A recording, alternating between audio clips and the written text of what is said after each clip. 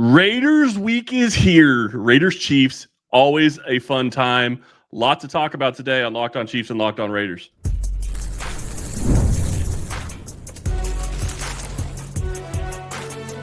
You are Locked On NFL Crossover, part of the Locked On Podcast Network. Your team every day. And welcome back to another Locked On Chiefs and Locked On Raiders show. Lot to talk about rivalry week. Always love these. Always enjoy talking to Q. Today's episode is brought to you by Prize Picks. Download the Prize Picks app today and use code LOCKEDONNFL to get $50 in lineups after you play your first $5 lineup.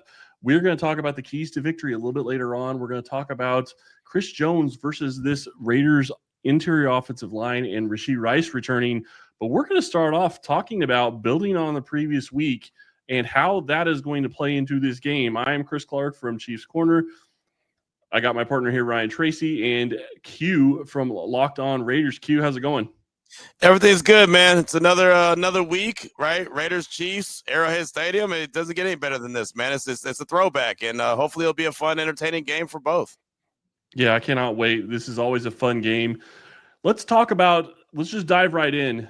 Last week, you guys played the Tennessee Titans, and let's just start there. Looking at how that game went, and that's pretty much the same kind of story for the Chiefs, talking about last week's game as well, starting to get going in the right direction. Yeah, for the Raiders, I mean, look, they got the 20-10 victory over the Titans. We all know Tennessee's not a very good team. There's a reason why they fired their head coach right after that. We kind of knew that Brian Callahan was on the outs anyway, but for the Raiders, they just needed to try to develop some good habits. They hadn't won a game since week 1 against the Patriots. The pressure wasn't getting to the quarterback. They weren't creating turnovers. They just didn't have very many consistencies with the team. And so to have Tennessee come to town, be able to get a victory, create 3 turnovers, get 6 sacks, right? I mean, the defense really did a good job. Again, it's Tennessee Titans, so you take it with a grain of salt, but it's about developing good habits. And that's what Pete Carroll's been stressing.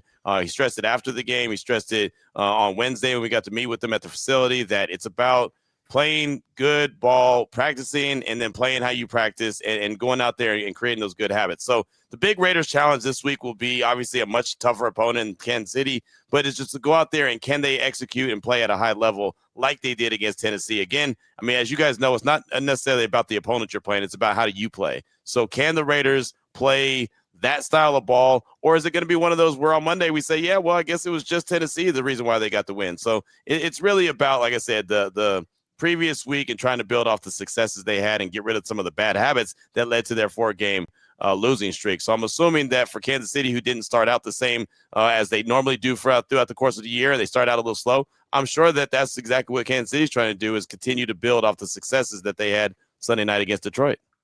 Yeah, both those teams are in the same thing where the biggest obstacle you bring to the field is you. If you're not prepared or you're not focused or whatever you have to do, that's what determines that game more than anything else. Now, there's always a little bit of luck and there's always a turnover here and there that's going to happen.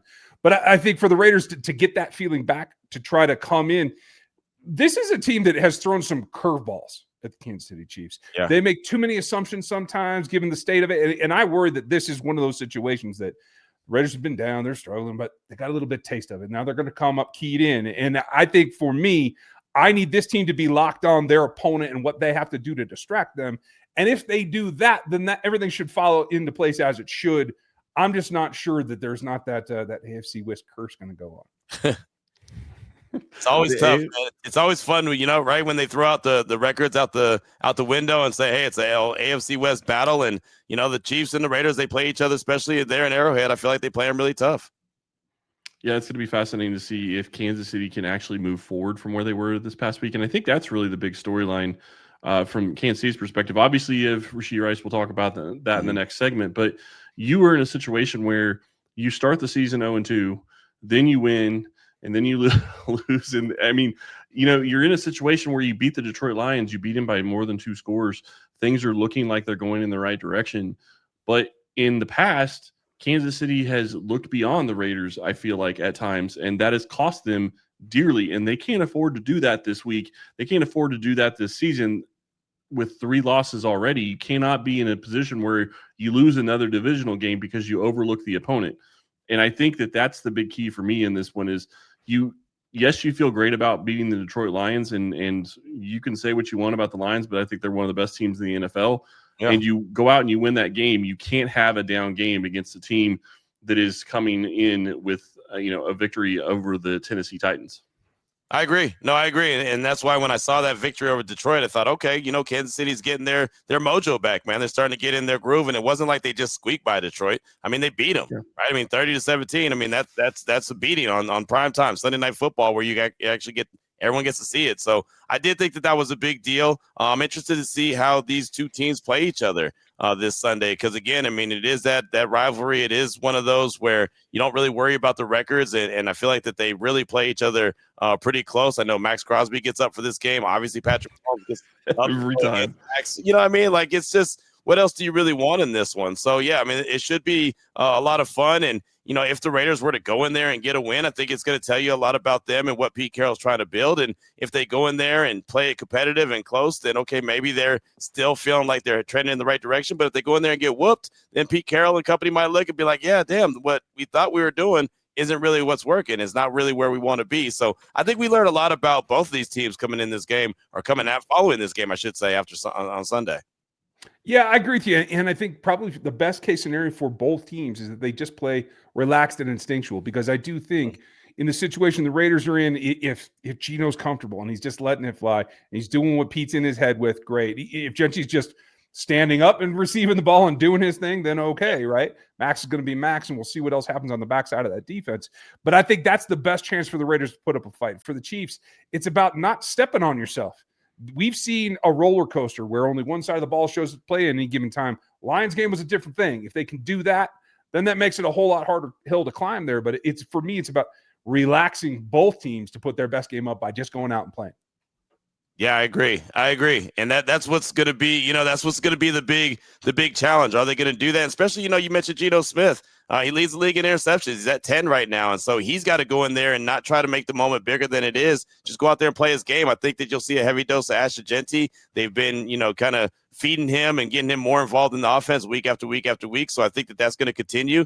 And, we'll see how it all plays out. But, the head of the snake is the quarterback. And so the quarterback's got to be comfortable. If he's comfortable, then it should be a fun, competitive game. If he's not and he's turning the ball over, he's pressing, trying to do too much, it might not be a fun, competitive game. It might be a one-sided victory for Kansas City, and then a lot of questions that the Raiders have still. Well, and that's going to be the big key, in my opinion. And one of the big keys in this game is, can Kansas City get off to a fast start? If they do, then you put the pressure on Geno Smith to come out and have a big game and feel like he has to press, which he hasn't done well so far this season. But it's always funny to me because you talk about Max Crosby getting up for this game. The Raiders in general have gotten up for this game. It's not just Max Crosby. Right. He is one of their biggest leaders, and I think that's part of the reason they get up for this game. But it's going to be a question of, can their offense show up and can they continue to do things? Because from what I have seen over the past couple of weeks with the Chiefs offense, it looks like they finally started to work things out. They've started to move in the right direction, and getting Rashee Rice back, which we'll talk about here in a couple of minutes, I think is going to expand this offense and get them going even further in the right direction. So that's going to be something that I'm really looking forward to. But when we get back, we're going to talk about some of the key matchups in this game on both sides of the ball right after this. If you're still overpaying for wireless, it's time to just say yes to saying no. At Mint Mobile, their favorite word is no. It's one of mine as well. No contracts, no monthly bills, no overages, no hidden fees, and no BS. I said yes, and making the switch is getting premium wireless for just $15 a month. Mint makes it simple. All the plans come with high-speed data, unlimited talk and text delivered on the nation's biggest 5G network. You can even bring your own phone and keep your same number in contacts. Makes life super easy. The setup is what makes it. That's easy as well. You can keep your number, and you're just running in minutes. Ready to say yes to saying no? Make the switch at mintmobile.com/LockedOnNFL. That's mintmobile.com/LockedOnNFL. Upfront payment of $45 is required. Limited time. New customer offer for the first 3 months only. Speeds may slow above 35 gigabytes on unlimited plan. Taxes and fees extra. See Mint Mobile for details. Nobody likes paying rent, but if you must, you might as well get something for it. That's where Built comes in.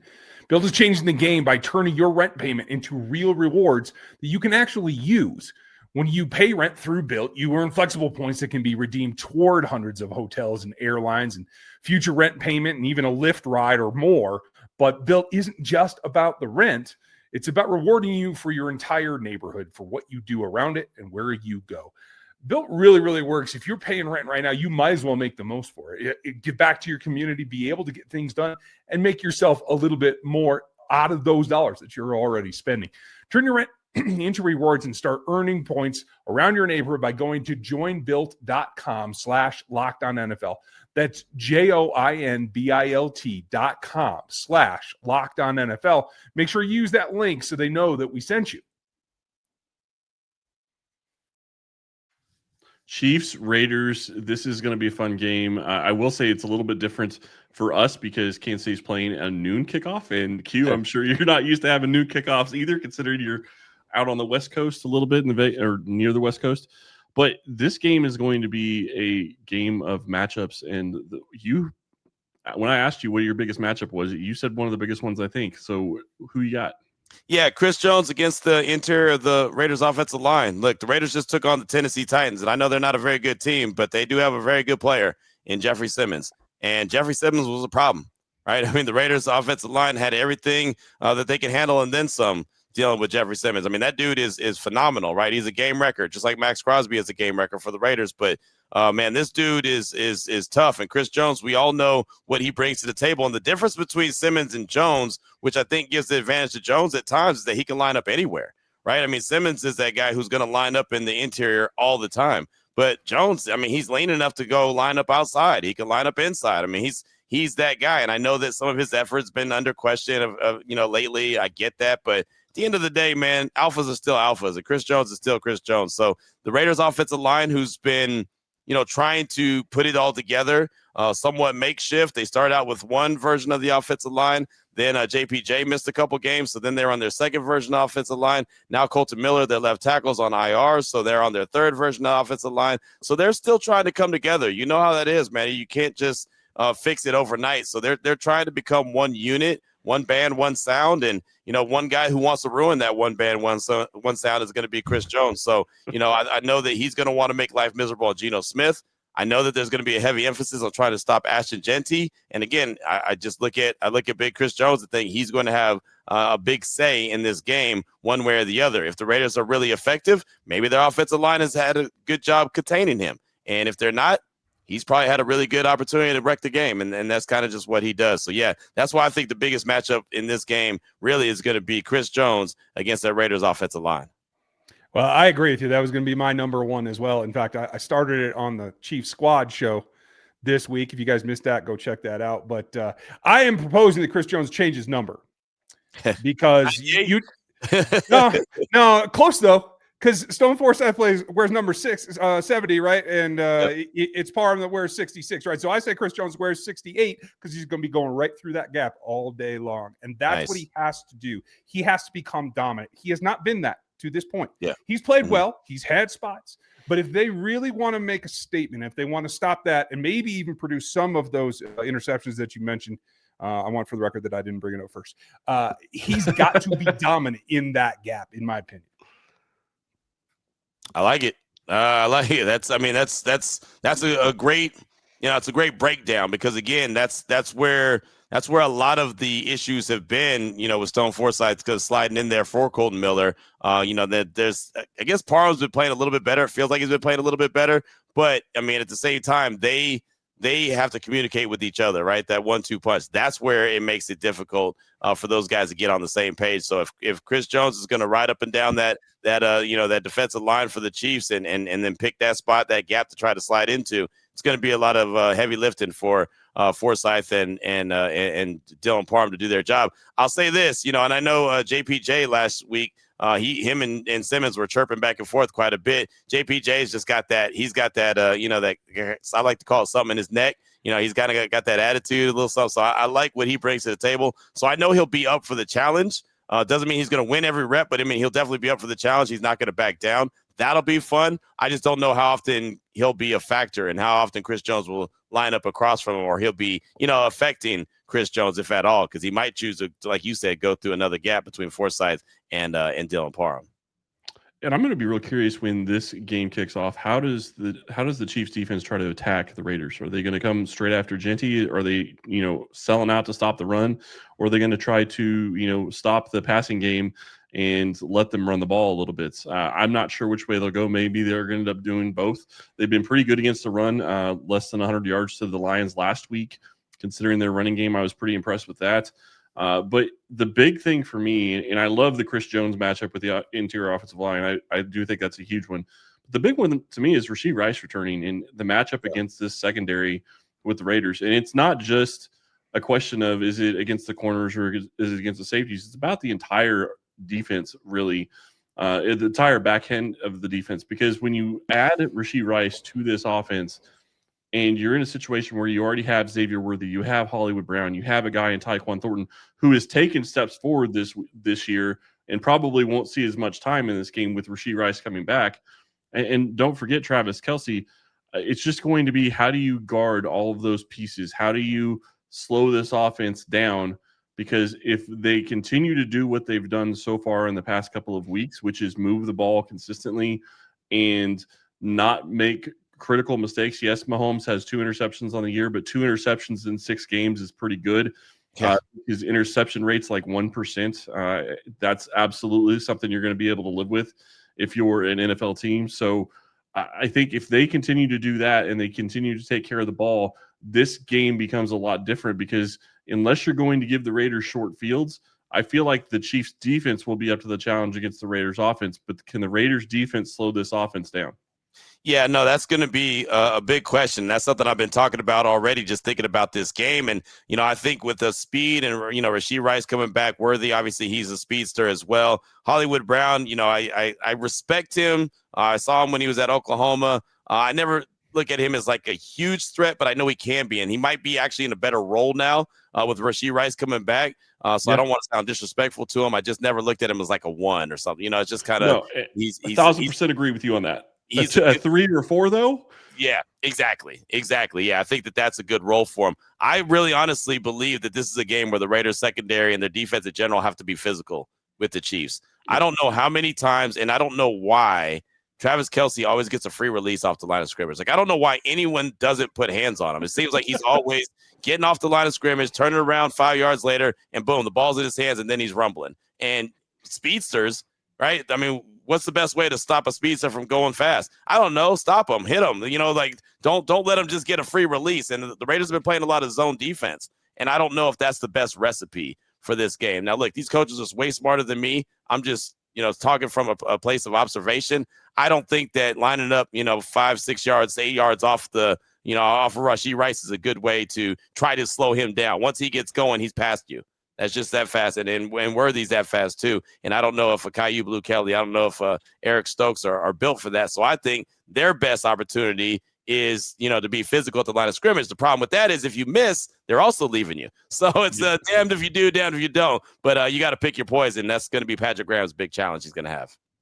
Yeah, and I like what you mentioned about Stokes in particular. The change of direction is something I think that he's got to be real careful about, because in the end, if you're going to try to feed Rashee Rice because it's his first game back, you're going to make a spectacle out of it. Okay, fine. That's going to pull down that zone. I don't care how disciplined you are. Any zone defense, you start feeding a guy underneath and they're going to come down. Yep. That's when Tyquan Thornton and Xavier Worthy are past you in a blink. And that's, I think Tyquan Thornton, after going untargeted last week, might be the guy that reaps the biggest benefits of Rashee Rice's return, because at some point the concentration is going to lull and look at number 4. He's going to be on. So they just got to take advantage of those opportunities, in my opinion. And on the flip side, I think you got to manufacture some of those opportunities if you're the secondary of Las Vegas, and that comes from Max. Let's not play around. I mean, there is no other thing. You got to stop Max if you're going to keep Patrick clean and keep those opportunities from coming in reverse towards that Las Vegas secondary. Yeah, Max is the guy. I mean, he's the guy that knows what this game means, knows what this week means. He gets up for going up against Patrick Mahomes. They hate each other in a respectful way, right? I mean, they hate each other in a competitive, alpha dog to alpha dog type way. They both have a ton of respect for each other. There's no doubt about that. But they also know what they bring to the table. So Max has got to have his opportunity to try to wreck the game, and if he does, then that'll help. That'll obviously help the secondary. But I'll say this: the other thing is, and you guys know it well, is that Mahomes will escape right up the gut. Right, if those defensive tackles aren't pushing the pocket towards him, he'll escape right up the middle of the field. So that's when a Jonah Laulu, that's when Adam Butler, they're going to have to be disciplined. I talked to Jonah Laulu in the locker room today, and I was like, hey, man, he likes to escape up the goat. He's like, yeah, I know. We've got to be disciplined. We're already talking about it. So they know, the escape routes, but it's easier to say that you got to be disciplined. It's easier to say that you got to collapse the pocket and not give up contain and, all that stuff that, all the smart people say. Like, we know that. It's harder to do it, though. It's harder to do it when you got a guy out there in Mahomes who's just so stinking competitive and so stinking good at what he does. So, yeah, I mean, it's never a good recipe for success, but you know what you have to do. Can you go out there and execute is going to be, really the big question. And, I think that the Chiefs are going to see a lot of Ashton Genty in the running game and even in the passing game. I think you're going to see a lot of him. And I know that the Chiefs did well against the Lions as far as their rushing attack, but I thought Detroit was pretty successful early on and kind of went away from it after they got behind. I think that the Raiders, if they're going to be as competitive in this game as they want to be, and I believe they can be, I think they're going to have to commit to making sure Genty runs the rock. He's done a good job so far his rookie year, even though he hasn't had like super big games, but he's still doing a good job as far as I'm concerned. I think he's going to have to continue to be a big focal point in this Raiders offense and make the Chiefs commit to stopping the run as well. I'm sitting here listening to you talk about the discipline that the defense has to have, and Patrick Mahomes almost makes that impossible at different times because of all the different things he does with the ball. He'll make you think that he's going to throw the ball, and then he'll pull it down and run. He'll look like he's going to run, and then he'll pull up just short of the line and then throw the ball. So lots of different ways that he makes it difficult for you, and that's going to be a very tough task for any defense and the Raiders in general as well. Cannot wait for this game. When we get back, we're going to talk about the keys to a win for each of these teams right after this. Mazda crafts cars for those who do more than simply move. Mazda delivers confidence with every ride, with more IHS Top Safety Plus pick awards than anyone else. As of August 25, from footwork to breathwork, athletes sweat all the details. Mazda brings the same intention to how we craft every model. You can feel Japanese craftsmanship in every detail, from the metallic accents to available Napa leather upholstery. Like our players, we sweat every detail as well, because when you make every move count, impossible becomes irrelevant.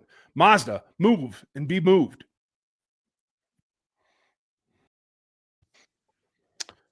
Raider week or rivalry week, however you want to look at it. Kansas City versus the Raiders. Chiefs are going to be hosting this team. It's going to be a lot of fun. Hugh, when you look at this game, what is a key to victory for you when you look at how the Raiders could beat this Chiefs team? Two things. They've got to get pressure on Patrick Mahomes, and they've got to win the turnover battle. Yeah, it's easy, right? Says nobody. But that's what they've got to do. I mean, that's how Patrick Graham's defense is by getting pressure on the quarterback. They were able to do that last week against Tennessee, and that's going back to even the first segment when I said that, it's about building on your successes last week. That's what they have to do. Even though the Chiefs and Patrick Mahomes is a different animal than Cam Ward and the Titans, it's the same concept. You have to be able to get pressure on the quarterback, and you have to win the turnover battle. Geno Smith has been turning the ball over quite a bit. The Raiders don't necessarily create too many turnovers. They literally have, 3 interceptions on the season, one by their safety, Isaiah Polamau, one by Devin White, and one by Max Crosby. And that's it, right? And they've got a few fumble recoveries that they've had, but 3 of their turnovers they've created on the season came last week against Tennessee. So it's not like it's something that they do all the time. That's something that they have to find a way to do. They have to try to win the turnover battle. Going back to 2023, when they won on Christmas in Arrowhead, how'd they do it? Turnovers, right? They scored 14 points. Hell, they didn't complete a pass after the first quarter. But because of the run game and because of turnovers, they were able to do that. That's the recipe that this team is, how they're successful, is by playing strong defense. They're built to stop the run, and then they're able to pin their ears back and try to get to the quarterback. So that's going to be the recipe that they try to employ. They've got Devin White. Devin White has had success against Patrick Mahomes and the Chiefs before, and so he's going to try to interchannel his, former Tampa Bay Super Bowl self. Again, he's older. He hasn't been the same guy, but he's starting to come around. He's leading the team in tackles. So, there's things to like about this Raiders team, but they're not in a position where they can go out there and make mistakes. They have to create some mistakes for the other team. If they do that, they'll give themselves a puncher's chance in this one. And that's all you can really ask for in a divisional matchup like this. You're giving me flashbacks. So I can't argue with anything that you said. Just got to double down on what it is. And for me, there is a bit of a question. The team is healthy in Kansas City, except for this question that we have at left tackle. Luckily, the backup in Jalen Moore that the Chiefs spent money on in order to be in this situation where your swing tackle is a guy that you feel you can plug in and get a W on. He was able to do that against Aiden Hutchinson, arguably one of the top 5 pass rushers, right along with Max, right? Doing that 2 weeks in a row, if he has to go, I think that's a question. You got to support him, got to give him a little bit more, especially knowing that Max brings a little something extra for this team and for Patrick. So controlling him, not stopping him, just controlling him is job number 1. I thought they did a good job moving the pocket last week, making sure that the run was not just varied, but was physical. And I think that's the key as well. We know they're not going to bring my fullback out as much as I would like. And we know that they're not going to run all day long, but they got to make those runs efficient. They got to make them physically taxing against that defensive front. If they do that, I think they can get a W. Yeah, no, that's a good recipe right there. And yeah, that offensive line and obviously the big tackle and Simmons, that's a big deal, right? And so I'm interested to see how that plays out. That caught my attention last week. I'm sitting in the press box at Allegiant Stadium. All of a sudden, it's like, hey, he's not playing, personal reasons. Like, whoa, hold on. That's your starting left tackle. What's going on out there? And, who's your other guy that lines up in the backfield all the time? He's Max's favorite target, Juwan Taylor, right? Yes, thank you. I don't know how his name slipped my mind. That dude is always lined up in the backfield, man. I can't get enough of that dude. I'm like, man, what is really going on here? It's funny, man. I was talking about the Chiefs on Monday. I was talking to Kirk Morrison, who's on the broadcast. He's the color commentator for the Raiders, and he said, "You telling me last week the Chiefs didn't line up on offsides one time? They didn't have an illegal formation one time. They didn't create one stinking penalty." You're like, you know how it goes. So you know how the narrative is for the Chiefs and the officials. It's pretty funny. So of course, Raider Nation's on edge with that as well. So that should be a fun storyline to follow throughout the course of this game. Well, it's crazy to me because. It's crazy to me because you can look back at the week before, and the Jacksonville Jaguars didn't have that many penalties. Kansas City had 13. Yeah, and they come back and they have 0. So, and I'm not saying they didn't commit penalties. They did. I mean, they had one. Every team does. Yeah. Right. So, I mean, it is what it is. I'm looking at this game, and to me, the biggest key to a win for Kansas City is be who you are. And what I mean by that is attack with your passing game. You are led by the best quarterback in football, and I say that shamelessly. I think he's the best quarterback in football, and with that, you give him the ball, and you give him the ability to use the weapons that he has never had on the field when you've had these receivers for 23 games now, 23 regular season games, haven't ever had Worthy, Rice, and Hollywood Brown all available at once. And you add in a Juju Smith-Schuster who's been playing well, and Tyquan Thornton. This is the best receiving core I think he's had maybe even in his career. And I say that even when he had Tyreek Hill. I'll say it, Ryan. Come on now. Come on. Let's not get crazy. I'm going to let y'all handle that one. We'll be back in a minute, Q. Hold on. I'm going to stay out of that conversation. Y'all good. No. Tyreek Hill was – I'm not saying that everybody on this wide receiver core is better than Tyreek Hill. I'm saying the core itself is better than what he had when he had Tyreek Hill. Tyreek Hill is just one wide receiver. Who else did he have normally? It was usually Demarcus Robinson, Byron Pringle. I mean, you don't have the depth. Sammy played okay at times. Regardless, they have the best offense. Y'all go outside, man. Y'all go outside. All right, let's get back to you when you're ready. Fair enough. Different show. You win this game by being who you are. You win this game by letting Patrick Mahomes do what he does best, and that is go out there and find the open man, figure it out before the ball is snapped, know where he's going with it, and make plays when stuff breaks down. That's how you win this game. That's the biggest key for Kansas City to win this game for me.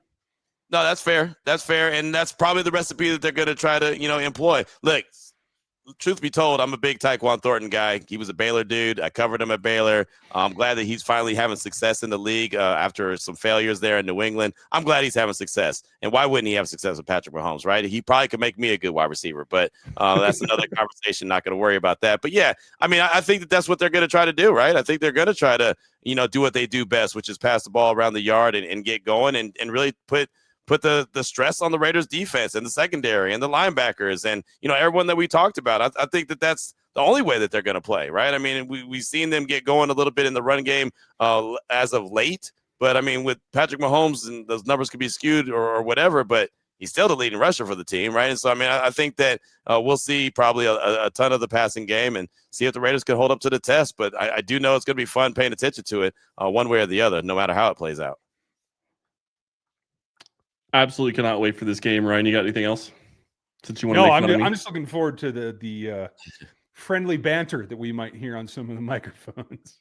Yeah. It's going to be a lot of fun. These games. Always fun. Always. Rivalry games are always fun. Q, it's been a lot of fun. Thank you for coming. Really do appreciate it. That is going to be it for us today. Be sure to log in tomorrow. Listen to what Q has on your preview show. Ryan and I will be having our preview show as well. Thank you all for listening today, and we will talk to you tomorrow. Boom.